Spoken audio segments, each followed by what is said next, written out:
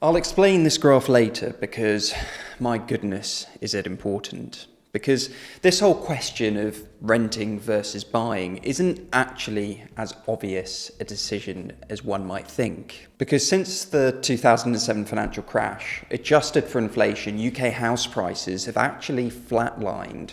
Whereas gold has almost tripled in value, the S&P 500 index isn't far behind, and the FTSE 100 index still would have seen you with 30 to 40% gains, all outperforming property when you adjust for inflation. Now, before you say, wait a minute, Will, house prices double in value every 10 years, don't they? Take a look at this. These are the same price changes the 18 years before the financial crash in 2007. And you can see that the picture is entirely different. Yes, house prices did over double, almost triple over those years, all adjusted for inflation. But the FTSE 100 wasn't far behind either. And the S&P 500 over tripled in value after inflation over that period. But take a look at gold. Gold actually dropped 20 to 30%, all when you adjust for inflation.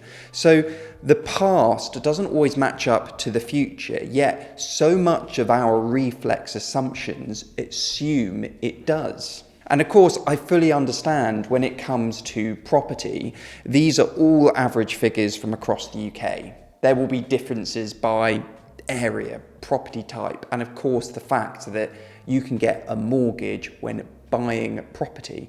You don't typically raise debt to buy gold or index funds, for instance. And the reason the mortgage element is so important to all of this is, as we all know, inflation erodes the value of debt. So as house prices increase, the debt level stays the same. And property is one of the few asset classes where you can earn on money you didn't even have, e.g. a mortgage. So should you buy or rent and invest the deposit instead? I'm going to break this all down for you. The numbers, the myths, and the uncomfortable truth that no one in property and estate agency really likes talking about. And in case you're wondering why you should trust what I'm saying, I've been in the thick of this market for over 13 years. I founded my property companies back in 2012. British Homebuyers, a UK-wide home buying company, and British Homesellers, a UK-wide estate agency. Between them, they've handled over 14,000 transactions across the UK worth well in excess of £4.2 billion. So let's get into this. Let's talk money, because buying isn't just about the deposit. We all understand a significant cost of buying a home is, of course, the deposit, as well as the stamp duty, legal fees, and so on. And you can see here house prices and therefore deposits amounts vary massively across the UK. But let's assume for a moment, 10 years ago, you were lucky enough to have £30,000 saved. You could have used that money to invest in a home, or instead rent and invest the money in something else like gold or index funds. What would have happened with the beauty of hindsight? Well, this is what would have happened. Investing £30,000 in gold or in the S&P 500 would have seen you better off, because although house prices have risen about 53%, gold and the S&P 500 have risen by more. But what this calculation doesn't take into consideration is the debt, the mortgage you can take when buying a property. Sure, if you bought a £30,000 property for cash, these numbers would all apply.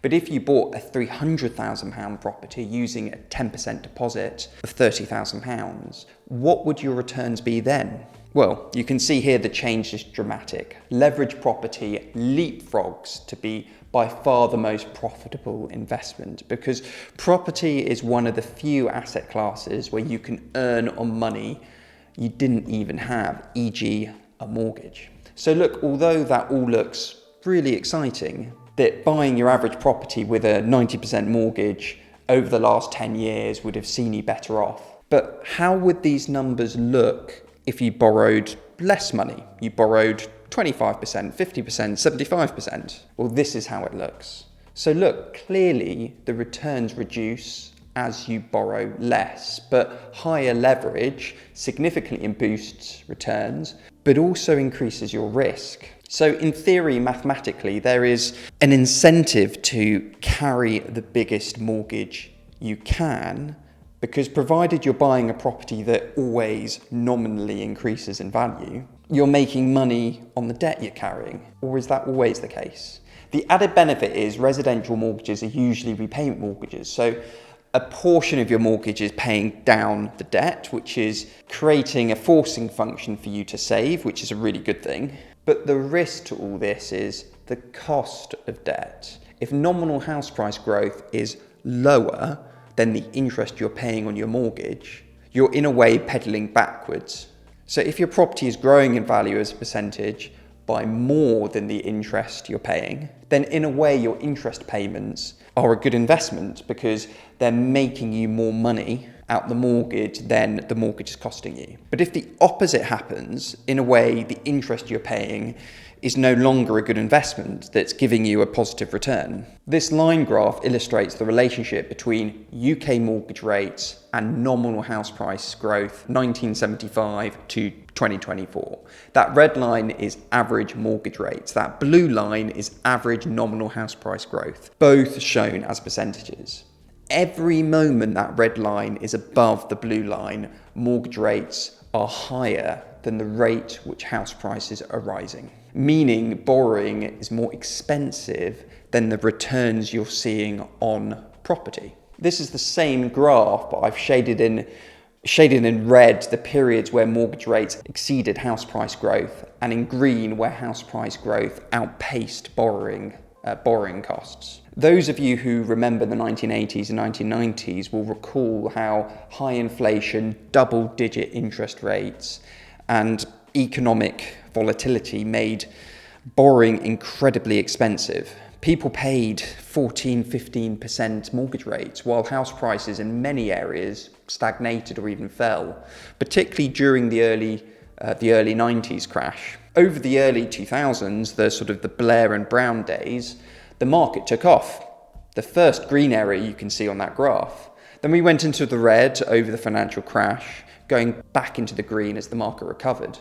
Fast forward to 2023, 2024, and we're seeing similar dynamics for the first time in over a decade. Mortgage rates have overtaken nominal house price growth. This creates a situation where property investment and ownership becomes far less attractive in the short term.